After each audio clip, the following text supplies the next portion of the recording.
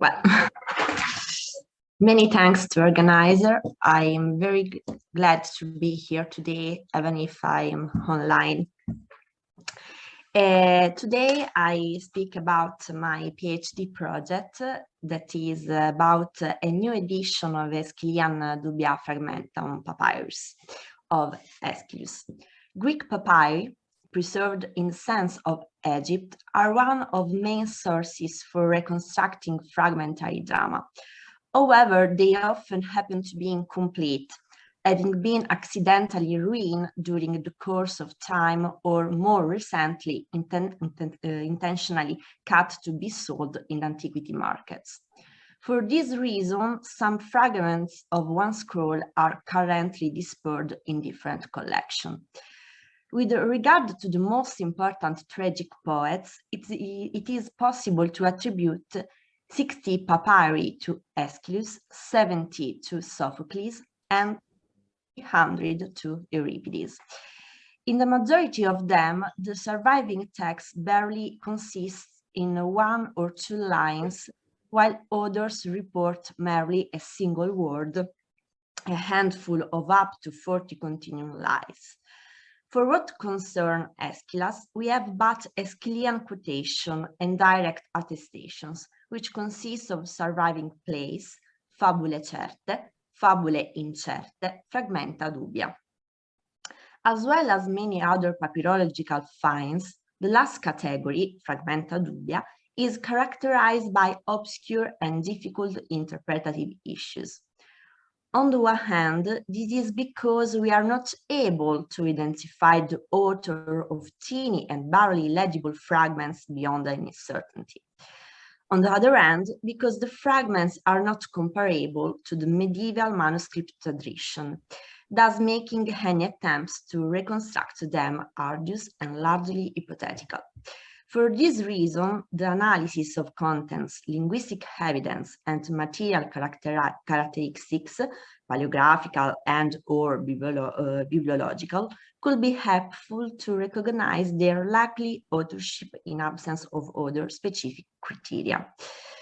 My project is to complete a new philological, papyrological, and literary commentary on Aeschylean fragmenta dubia, working in the earnest that there is much we cannot know about it, but nonetheless aiming to gather as much information as possible out of what has been preserved for us. In order to establish a fragmentary text and describe it to an author, we should explore issues mostly dealing with the language, syntax, context, stagecraft, metrical structure, and peculiarity of the handwriting. In this process, the place where numerous Aeschylean papyri were found is undoubtedly crucial. During the winter of 1905-1906, Bernard Grenfell and Arthur Hunt made three great literary finds while digging for papyri, mostly in the Como Vallegamano area in Oxyrhynchus. In 1932, an Aeschylean team led by Evaristo Breccia, who arranged for the shake stone to be moved, excavated the rest of the mound and, like the two scholars before him, discovered a remarkable amount of papyri, both literary and documentary. Some of them were rightfully attributed to Aeschylus. In this respect, it is noticeable that some Aeschylean scraps from the Oxyrhynchus series matched the PSI collection.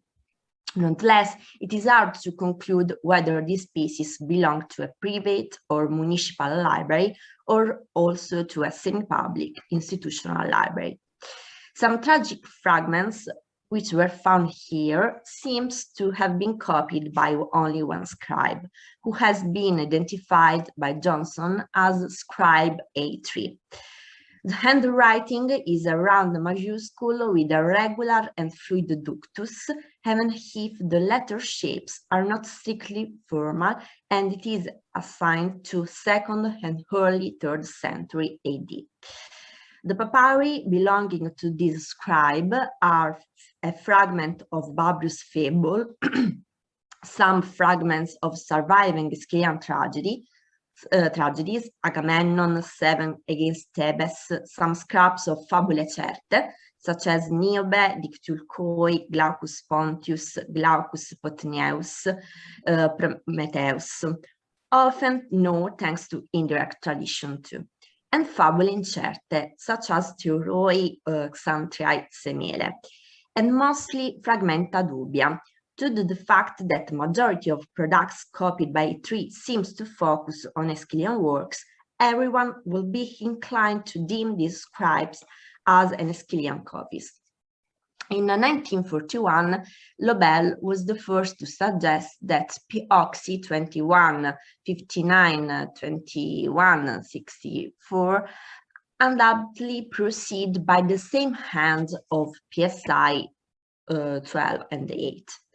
A further fragment reporting textual scraps clearly deriving from Aeschylus' Nil.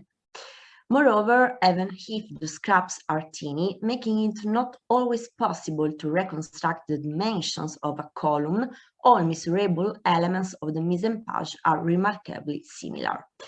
In fact, we find letters of the same size, the same height writing line, the same interlinear space, and the text at all measurable left margins slope leftward about 3-4 degrees.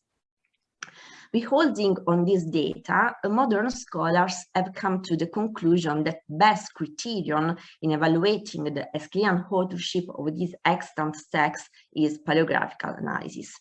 In fact, although the shape of the writing is not exactly the same in each fragment, description is based not so much on their resemblance, but on the fact that they were found together. However, if we demonstrated that all these extant fragments are Aeschylean, we might assume that there had to be a complete edition or a book collection of Aeschylus' most well-known plays in Oxyrhynchus. This obviously does not prove that all the fragments belong to the same role or the same work, but rather confirms that they are likely to have been written by the same hand and thus be part of the same editorial project. Unfortunately, the lack of a more detailed knowledge about libraries in Oxyrhynchus does not allow us to come up with accurate conclusions.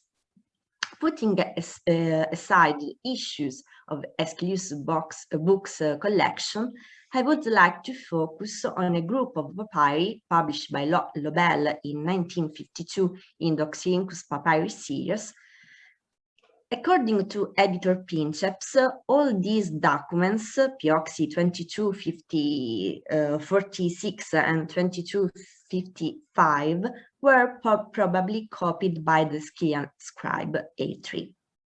On the grounds of paleographical criteria, the location of these fragments into scribe A3's production is enough for including them within Aeschylus' production. However, some occurrences of graphic discrepancies between several manuscripts raise doubts about the identity of the scribe and the Aeschylean authorship of the text as well. According to Lobel, this could mean a work of transcription in a scale extending over a considerable period of time, because these graphic variations are mostly limited to the size of letters and the thickness of strokes, not to the form of letters and slopes. Indeed, this view is reasonable, but it is not definitive.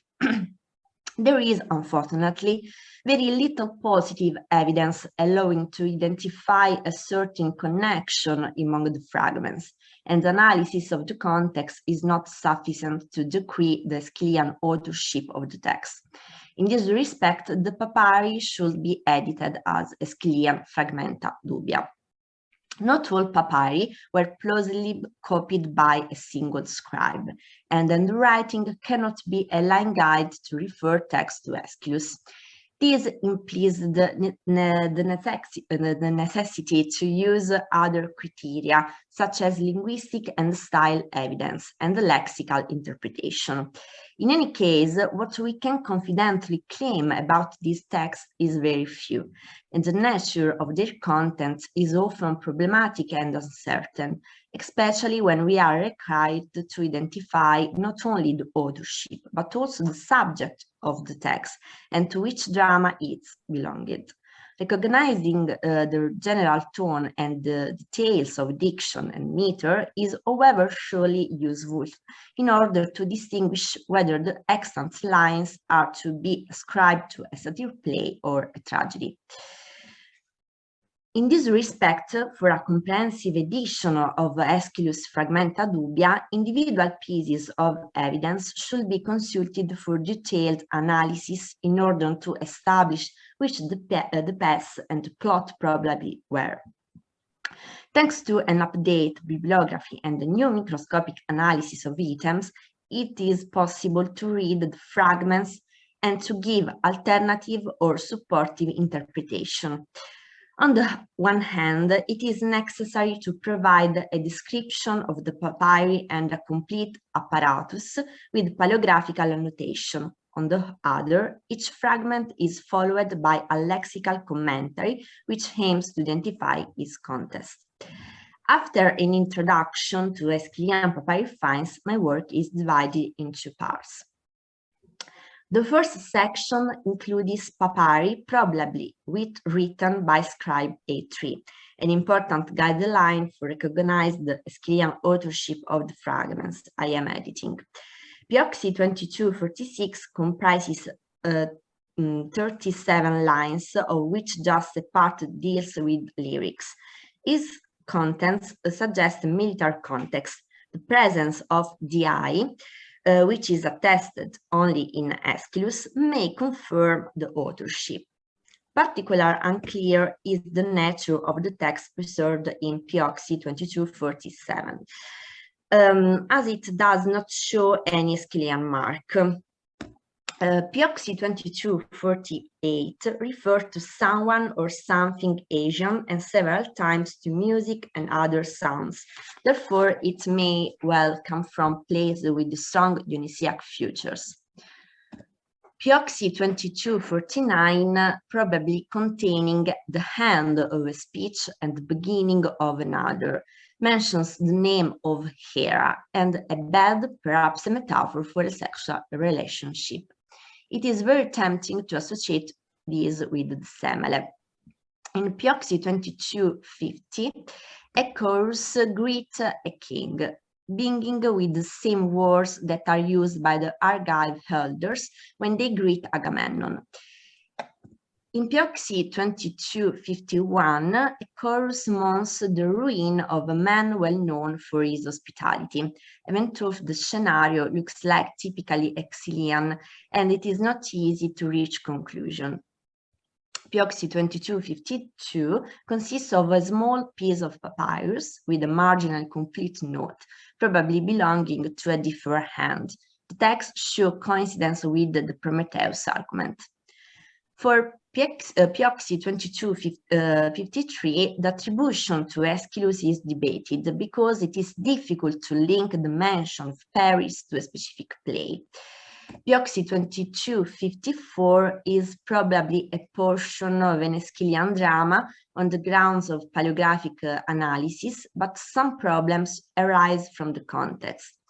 Each thesis is based on textual conjectures, and there is no element proving the Aeschylean authorship of these texts beyond any reasonable doubt.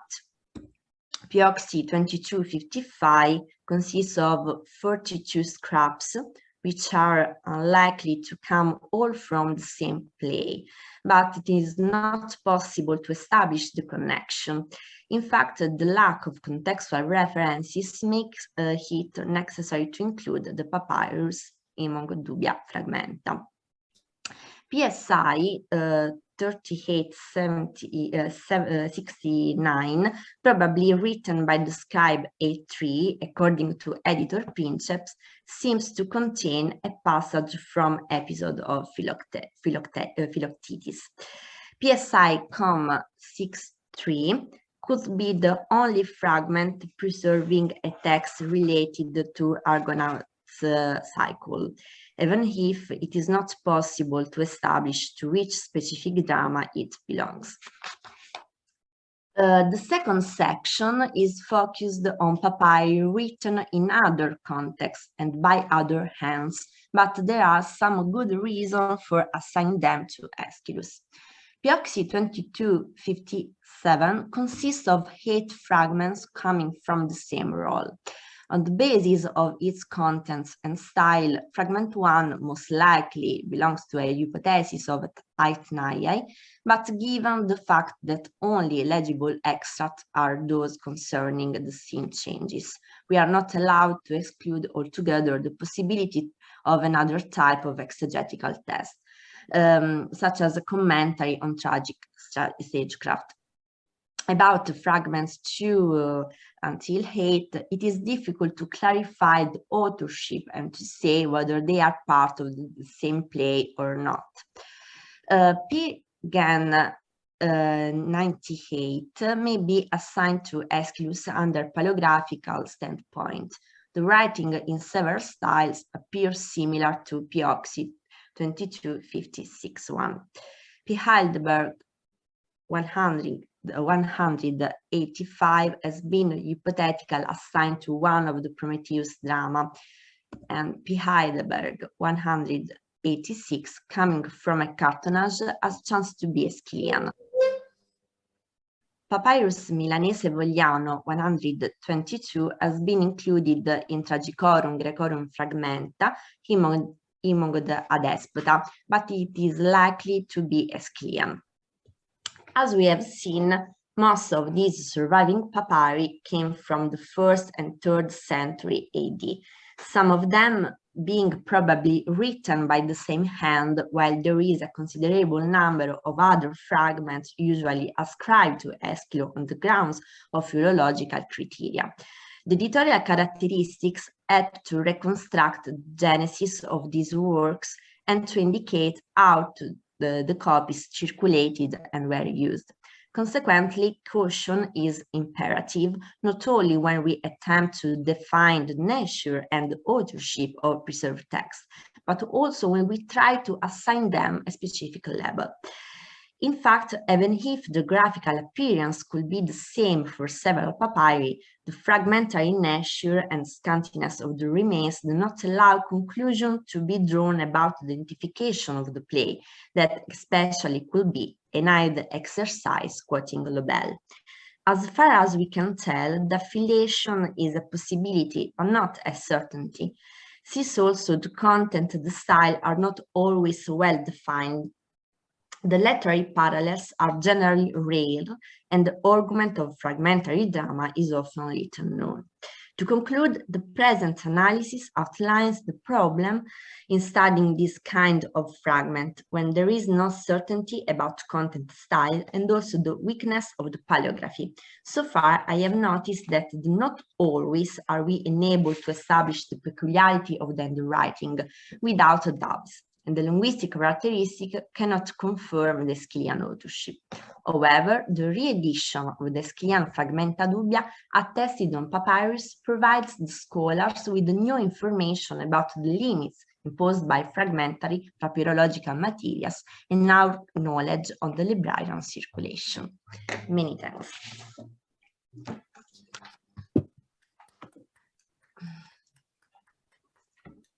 Thank you very much, Daniela, for giving us an introduction to your work, to your edition. It's really a very difficult puzzle to solve. Are there any questions here in the room? Questions for Daniela? Jonathan, I think you need to get a microphone from Karen. Thank you. Can you hear me?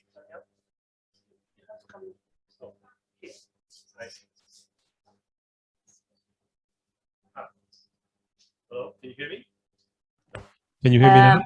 Can you hear me now? Now, Okay. yes. Yeah. Thank you. It was interesting. I actually like to ask you a question about. Why don't you come to the Oh, so she can all right. Okay. Hello. Now I don't need it. Okay. I'd just like to ask you a question about something that you mentioned in passing, but didn't focus on. You mentioned the circulation and use of books, and I'd like to, if you could offer a few comments on what a large collection of papyri like the Oxyrhynchus collection or trash dump tells us about book ownership in antiquity, not just scribal techniques, even book production, but also book ownership and reading. Many thanks. I hope that I understand your question. I think for the case of Aeschylus, there is a huge problem because most of the papyri of Aeschylus are discovered in Oxyrhynchus, in particular in the Comb of a Little Man, where are discovered most of Greek papyri. Another problem is the fact that most of them are written by the same hand. So the scholars think that it is possible that in the 2nd century the dramas of Aeschylus are read completely, but it is difficult to be sure that it is possible because we haven't most attestation of all dramas of Aeschylus. So it is possible, I think, that Aeschylus is read probably part of his opera. Thank you, Daniela. There's one more question. Ariane, why don't you come to the podium? So can they see you? Sorry.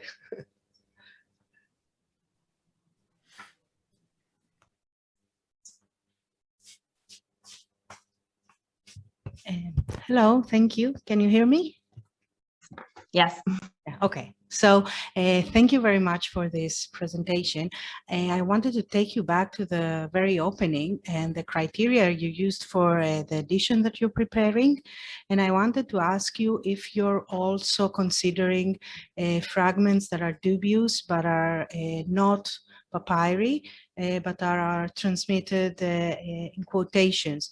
I'm thinking in particular about a fragment I worked on a few years ago that Aristotle is ascribing to Aeschylus, but modern editions ascribe to Sophocles. So are you also working on these things or just the papyri? So it's just a technical question, but thank you. Many thanks. No, for my PhD project, I worked only about papyri fragments, but I think that in another project I could work on other type of fragments because it is another problem about the quotation, indirect tradition, and similar. So thank you. Thank you. I think I'm going to ask one last question.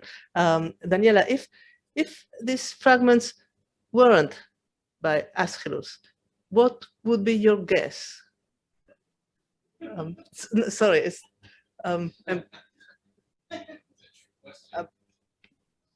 I don't understand. Sorry. Would you suspect that they belong to another tragedian that we know enough about?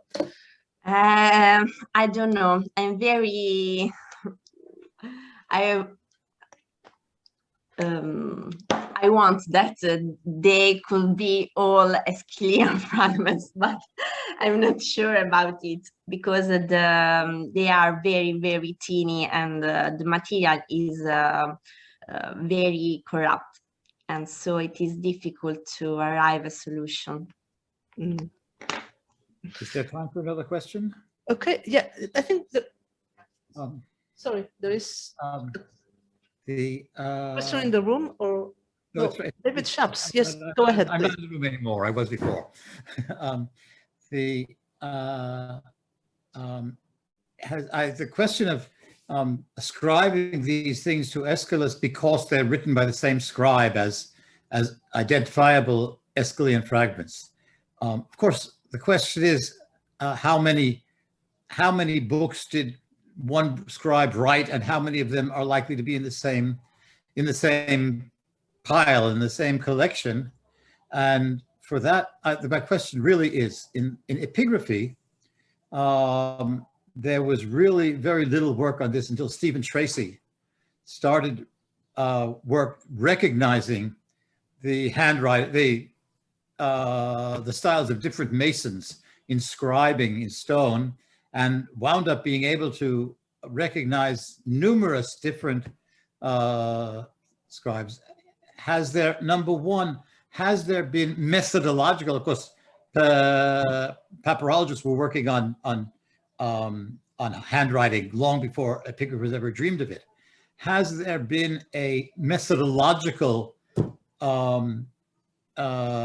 study of how we distinguish different scribal hands, how they develop, how one scribe's hand develops over time? And secondly, if there were, because this would be an essential basis for that question, is there then has anybody done a study which would give us an idea of how likely we would be to find different books written by the same scribe, and how therefore how much we can rely on the idea that if these things are all written by the same scribe, they must all come from the same collection of Aeschylus? No, I don't expect you to have done either of those things. My question is, have you come across any such study in your work? Okay. At the moment, we know that the scribe A3 writes fable Brabius fragments and other fragments that are surely Aeschylean, because it is possible to make a match with the medieval tradition. There are also another group of papyri that presents some characteristics of the same hands, because the letters are very similar and all misreadable elements of the column are similar. But there are some difference in the writing of some signs of the single letters. So there is a doubt about if it is possible that the scribe is the same. If we think that the scribe is the same, because it is possible that during a large chronological time, the scribe changes this hand, probably for the personal problems, we can think that it is possible that he don't write only Aeschylean drama. And so I think that it is possible that he can copy other tragedies of other authors. Thank you, Daniela. I wish I could say that we can continue the conversation over coffee, but we're a little bit challenged about that. So this time we'll carry on without that. Thank you, Daniela, and I am now delighted. Thank you to all. Thanks. I'm delighted to introduce Dr. Anna Maria Perry. Anna Maria, are you here? Yes, I'm here. Let's try your microphone. Yes, can you hear me? It's a little bit loud. Can you get closer to the microphone? Yes, I will try. How is it now? Can you hear me? 1, 2, 3. Yeah. Yeah. Yeah. Wow. Good. Thank you. Anna Maria Perry is a classical philologist. She studied